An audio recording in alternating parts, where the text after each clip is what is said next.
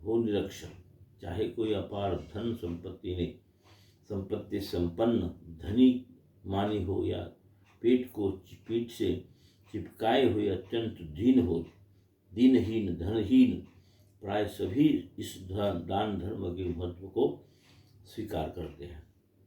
निरुक्त कारण ने देव शब्द की व्याख्या करते हुए कहा है कि देवो दानाद धोतनाद दीपनाद वाह, अर्थात सभी पदार्थों को देने वाले को देवता कहा जाता है। इन मानव शरीर का निर्माण ही पंच महाभूतों के दान से हुआ है। यथा क्षिति जल पाप गगन समिदा पंच रचित यह अधम शरीरा। इतना ही नहीं, सूक्ष्म शरीर की रचना भी देवों के द्वारा ही प्रदत्त दान से ही हुई है। सूर्यात्मा जगत स्तुषज पाचंद्रमा मनसोजा। ज्योतिष फलित विचार से भी ये सूर्य देवता आत्मशक्ति के, चंद्रमा मन के, मंगल साहस वीरता के, बुध वाक शक्ति के, गुरु ज्ञान के, शुक्र संतान प्रजनन के, शनि अध्यात्म शक्ति के प्रदाता माने गए हैं। इसलिए गीता में भगवान ने आदेश भी दिया है, देवान भावयतानेन ते देवा भावयन्तु वः परस्परम भावयन्तम श्रेयम परमवाप्यसतः।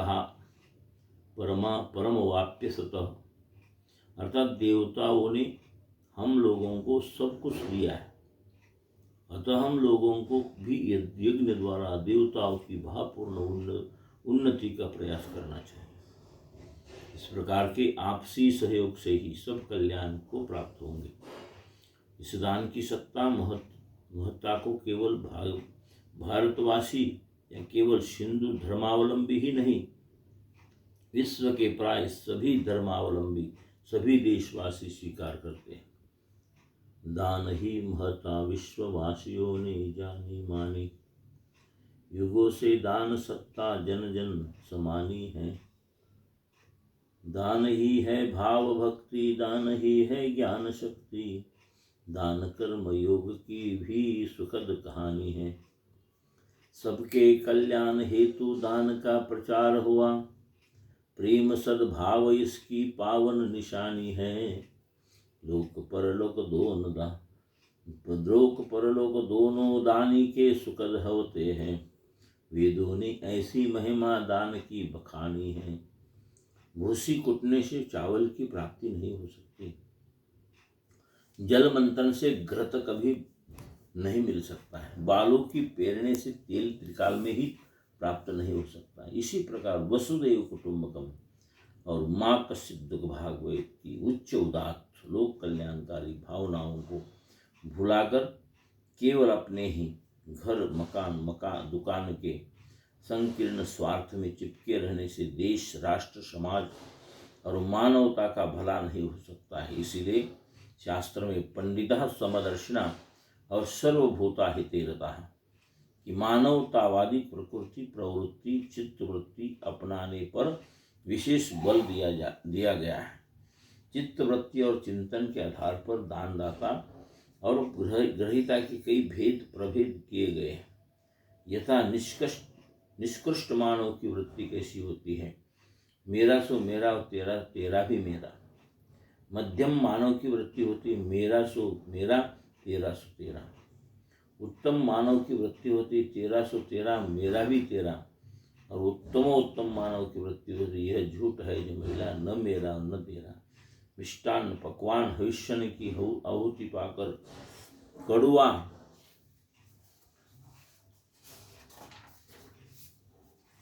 कड़वा धुआं भी सुगंधित हो जाता है। सखिया जैसा भयानक विष भी संशोधन करने पर औषध का कार्य करता है। समुद्र का खारा जल सूर्य की किरणों का संस्पर्श पाकर मधुरिमा में बदल जाता है। इसी प्रकार दान धर्म का आश्रय लेकर जीवन यापन करने वाले साधक के अंतःकरण की शुद्धि होकर भक्ति और मुक्ति की ओर उसकी स्वाभाविक गति हो जाती है। दानदाताओं की कीर्ति अजर अमर हो जाती है। उनके जीवन से लोगों को एक नई शिक्षा, नई दीक्षा, नया उपदेश नया आदेश, नया संदेश, नई स्फूर्णा, नई प्रेरणा और नई चेतना प्राप्त होती है। दानदाताओं का योग यशोगान, कीर्तिगान, गुणगान जन्म जन्मांतर, कल्प कल्पांतर, युग युगांतर चलता रहता है।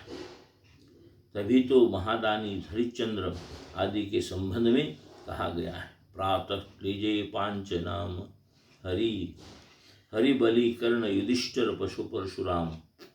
दान की सत्ता महत्ता के संबंध में एक ग्रामीण लोगों की अति प्रसिद्ध है कि माघी नाव चहे पूसी, बिना दिए न मिलही भूसी।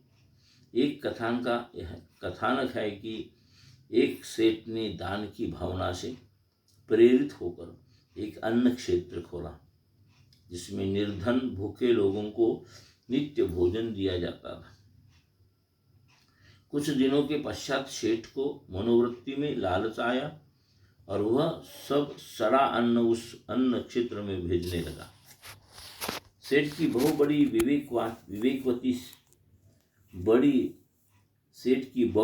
विवेकवती थी। उसने इस सड़े अन्नदान के भयानक परिणाम से अपने ससुर को बचाने के लिए एक युक्ति सोची। अगले दिन उसने उसी सड़े अन्न की एक रोटी सेठ की थाली में रख दी। उस रोटी के खाते ही सेठ व्याकुल हो उठा और बहू से पूछा कि क्या घर में अच्छा अनाज नहीं है। बहू बड़ी विनम्रता से कहा कि पिताजी, अभी से आप इस सड़े अन्न की रोटी खाने का अभ्यास करें, क्योंकि आगे आपको इसी सड़े अन्न की रोटियां भी मिलने वाली है। सेठ को अपनी भूल का ज्ञान हुआ, बहू की प्रशंसा की और उसी दिन से अच्छे अन्न को अन्न क्षेत्र में भेजने लगा। ध्यान रहे, जैसे पर्वत से नदियां निकलती हैं और सूर्य निकलता है प्रकाश, उसी प्रकार इस दान धर्म के पालने से सभी सद्गुणों का प्रादुर्भाव होता है। इसलिए शास्त्रों में विवेक से, वासना का त्याग से, तृष्णा का भक्ति से, समता का ज्ञान से, अहंता का वैराग्य से, कामना कल्पना का संतोष से, इच्छा अभिलाषा लालच का और दान से संग्रह की संकीर्ण भावना का परित्याग कर सर्वम खलविदम ब्रह्म में भ्रमण करते हुए आदि अति सुखद जीवन यापन का मार्ग प्रशस्त किया गया है।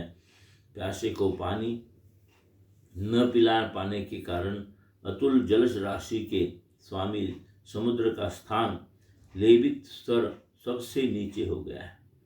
और ठीक है, इसके विपरीत थोड़े जल वाला और हो करके भी सबकी प्यास बुझाकर सबको सुखी बनाने वाले दानदाता मेघ को आकाश में बहुत ऊंचा स्थान दिया गया है।